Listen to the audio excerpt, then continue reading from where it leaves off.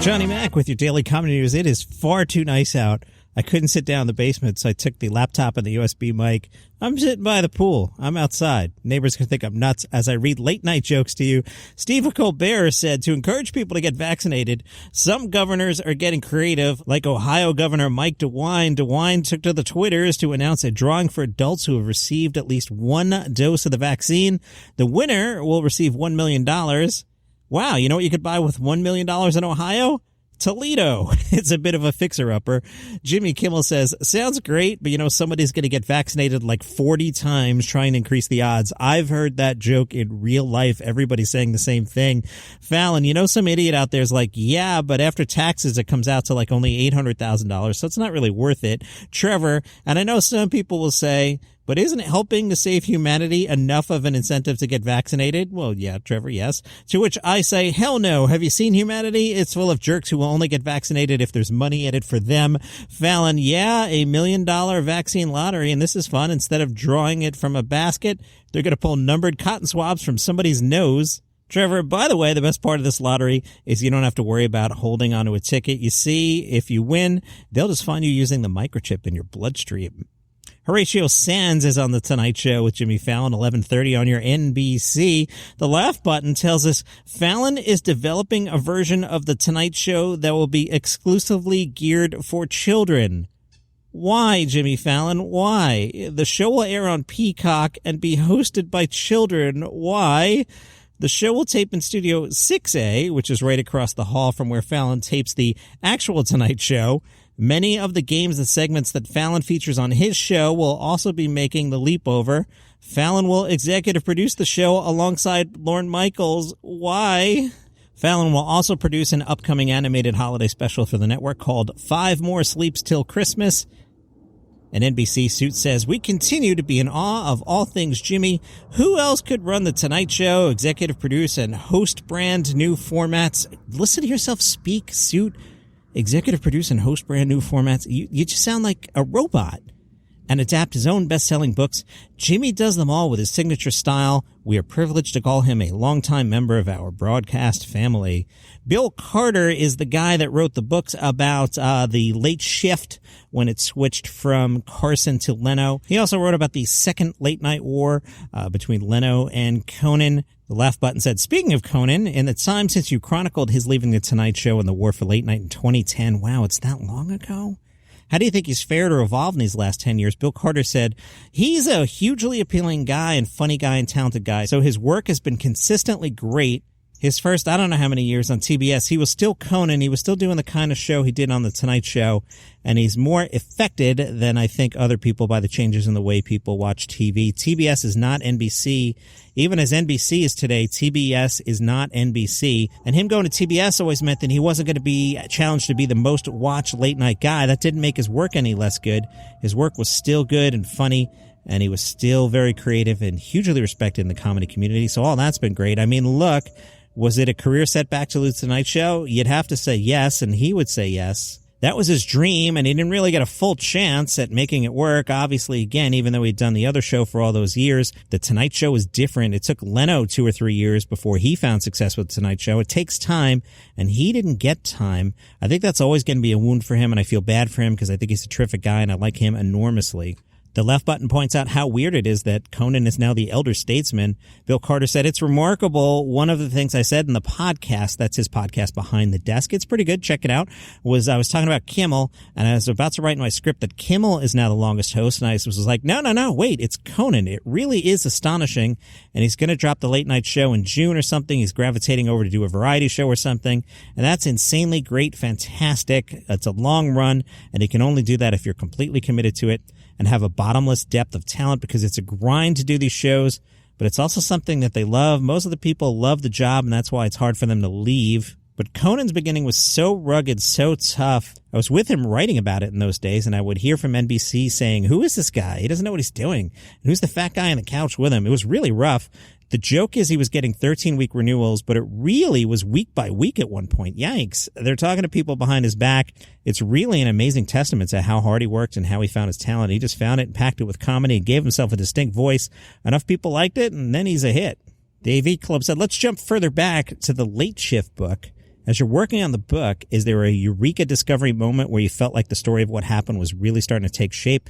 Bill Carter said, that's a very interesting question for this reason. When I proposed writing the book, my agent was like, yeah, that's great. But a couple publishers were like, how can there be more story to this? It's been covered everywhere in the press. But I'd spoken to several people behind the scenes at Letterman and several people behind the scenes at Leno who told me, oh, no, this story has not been told. People have no idea what happened here. So I knew going in there was what people were promising, and I just had to get it out of them. Fortunately, because the shows were so competitive, there was a back and forth, and I could sort of go to one and say, hey, I just heard from the Letterman show that this happened, and they'd say, no, that's not what happened. This is what happened. So I'd get versions of it, and I could pick through it and find out what really happened. But there were so many revelations to me. I didn't know that Jay Leno had an absolute confirmed contract before Carson stepped down.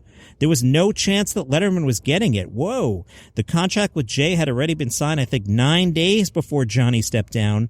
That was not written in any newspaper at all. And at the end, they were just playing with Letterman that maybe they'd get rid of Jay and give Dave the show anyway. That was not written at all. And certainly not that Dave was going to take the deal anyway till he called up Carson himself and Carson told him not to do it.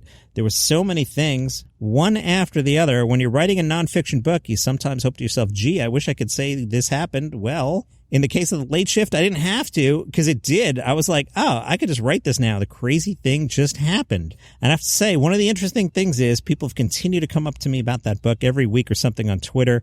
People are like, I love that book. It had never been out as a digital book. It was the 90s and we didn't do those. So my agent and I talked and we got the rights. And now it's a digital book. You should read it. It's fantastic, by the way. Also seek out the HBO movie. I'm pretty sure it's on HBO Max called The Late Shift. It's a little cheesy, but it's a lot of fun. Definitely check that out. More with Bill Carter coming up later in the week. It's a very long interview. You'll find the whole thing in the Laugh Button. Also from the Laugh Button, they were at one of John Mulaney's shows last week. Their review was Roy Wood Jr. started the evening with an energetic, upbeat set where it was wonderfully apparent that he was happy to be on stage in front of an indoors New York City crowd. After a quick 10, he brought out the next opener, lingering on a showman's pause before announcing, ladies and gentlemen, Chris Rock. See, you thought I was going to say John Mulaney. Do you hear the plane? I am poolside. Chris Rock. Whoa. The crowd hushed themselves into silence, waiting for the punchline of the cruel joke. There wasn't one. It was actually Chris Rock in a jean jacket and Detroit Lions cap. He immediately sized up the kind of audience that John Mulaney brings in. The reviewer from the Laugh Button said, we ate it up, enthralled to have him try out new material and eager to help him find his way through a loose, joyfully meandering, one-of-a-kind set. He then introduced John Mulaney and the audience erupted. Mulaney strolled out in jeans and a white sweater, not his usual suit and tie. Mulaney first lamented others unfairly reviewing his previous two shows. Those shows were intended to be starting points for new jokes, not the tight-finished, memorized material that would ultimately result. He took issue with the internet calling his set raw and vulnerable, and then announced that whether or not that may have been true earlier in the week, I don't feel like that tonight. Interesting. The raw and vulnerable were obvious references to Mulaney's retelling of particular events that had found their way into the tabloids. Anybody keeping up with him was likely expecting him to touch on those things. He did not disappoint. Nearly the entire show was devoted to this most recent chapter of his life. Throughout the show, he flipped back and forth between reenacting and narrating, revealing his thoughts at the time and his more measured opinions of those thoughts now, while the audience enthusiastically supported him during the entire ride. Evident throughout the night was Mulaney's deep comfort on stage, made all the clearer when he told us exactly what a marked contrast to the deeply uncomfortable situations he had shared with us via his artful storytelling. A few times, the reviewer says, I found myself squirming in my seat with cringe and self-recognition. It was a journey of poor decision-making and self-reflection, told with that confident and hilarious John Mulaney swagger. We were overjoyed to be hearing the story directly from the source, in no small part because we knew this tale had a happy ending. We were looking at it. I'll tell you, behind the scenes here at Daily Comedy News, John Mulaney, good for the numbers, especially the Olivia Munn stuff on Instagram over the weekend. Doing really well, John Mulaney. I wish you the best. Any John Mulaney news is good, and I hope it's all happy. You know, John Mulaney gets a new puppy. John Mulaney buys a new car. Happy to report it here. Just another jam-packed show again today. I just bumped 2 stories as I'm talking to you. Let me tell you about Joe Rogan had on Anthony Cumia. Anthony, you may know from the Opie and Anthony radio show, which at one point around the turn of the century was better than Howard Stern for a good, 3-4 years there. This is the Opie and Anthony that was on WNEW-FM in New York City back in the day. I used to enjoy the heck out of that show. Now, there are lots of aspects of Anthony's career and resume and behavior that I want no part of. But his appearance on Joe Rogan was very compelling, especially if you're a radio guy like me. They talked a lot of behind-the-scenes stuff, and they talked about comedy. So check out Joe Rogan with Anthony Cumia. This week's Top Dog is a special one. You are deciding if you would rather sit through Adam Sandler's film Jack and Jill, Adam Sandler's film Uncut Gems, or if you'd rather me just punch you in the face so that you don't have to watch an Adam Sandler movie. Let me know. Go to Instagram.com/Daily Comedy News. Find the image. It's got a picture of someone being punched in the face, plus Adam Sandler dressed as Jill, plus Adam Sandler in his Uncut Gems role. Would you rather watch Uncut Gems, Jack and Jill, or me just punch you in the face? I know what I'd pick. From the BBC, if you're in the UK, you are excited, I imagine, that the lockdown rules were eased the other night. Barry Ferns founded the Angel Comedy Club at the Bill Murray Pub. He said it was a relief to get back on stage. He did a show at 1 minute past midnight on Monday. As soon as he could get on stage, he did. He was one of 6 comedians who performed for an audience of 45. That's half the usual capacity. Ferns told BBC, everybody was slightly nervous at first. It felt like a prohibition bar in 1920s America. Even though it was totally legal, it felt like it was illegal. Should we be laughing with other people in a confined space? He said the pandemic has been the longest period he hasn't performed in 15 years, so it was really hairy there for a while. In the audience, there was a bit of nervousness at the beginning, and then everybody relaxed. And then it got to the point at the end of the night when nobody wanted to leave. They just wanted to hang out, be together in a space. It was really quite moving. And the night went on, and people relaxed. It became more and more moving and poignant and significant. The idea to put on a show at 1 minute past midnight was a joke that we took seriously. It was at a staff meeting, and we said, oh, yeah, we shouldn't just do it straight away. We should do it 1 minute past midnight. Everyone laughed, then there was silence, and we said, actually, technically we could. And then we asked for the late license from the council, and they didn't refuse us, which felt like a legitimization. And it was like, all right, looks like we're doing it. In San Antonio, comedian Whitney Cummings visited over the weekend, but she made a, quote, harrowing turtle rescue. This from KSAT. Whitney Cummings shared a video on her Instagram page showing her picking up trash in the San Antonio River, some of which was found near a turtle. In the video, Cummings appears to be at the river walk near the Pearl. She reaches for trash pieces floating in the river by lying down on the concrete and using a long stick. She pulled out a straw, a plastic bag, even some twine that was found next to a turtle. The video's caption says, "Prep for a stressful video. I love San Antonio, but this trash in the river near the turtles spun me into manic insanity." It all ends well. The turtle was safe from the dangerous twine after Cummings removed it from the river.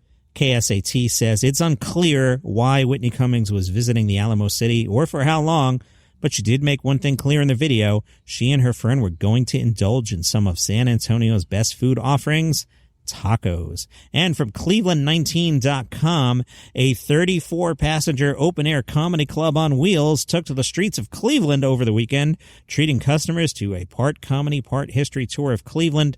2 tours departed from Collision Bend Brewery. Yeah, so we know how this went, right? The Funny Bus takes guests through several parts of downtown and through surrounding parts of the city, including Ohio City, Tremont, and the Flats. The trip is part sightseeing tour, part comedy show featuring local comedians who entertain and interact with acts. Guests can bring their own beer and wine in sealed containers. Small coolers that fit under the seats or on a guest lap are allowed.